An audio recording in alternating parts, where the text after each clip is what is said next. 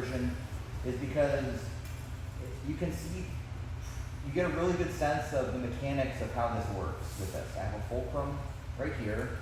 My hip is very close to his hip, and then I have this lever, which is his bone right there, and then this pushes down on the end of the lever, which takes the hips off the mat.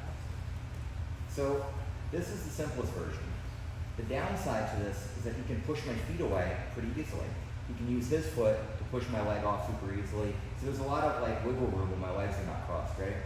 So you can cross your legs to add strength to it. But the downside to this is that when I cross my legs, it's hard for me to keep this fulcrum in place. And this is what stops his hips from turning. So if I go here and he starts to turn towards me, see how I lose control of his hip? So if I do this version where I cross my legs, I want to make sure this hand goes in front of the bottom hip. So now if Jason tries to turn towards me, it should be pretty difficult. And I can still get good leverage to take his hips off the mat. But now I have double underhooks instead of grabbing his shoulder. So this is fine.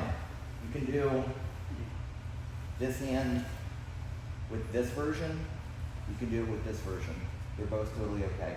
If I do this version, I need this hand to be here so that I can help pull and then switch to my twister hook to start climbing up to Jason's back. So try either version, but the main thing is you want to be able to use your legs.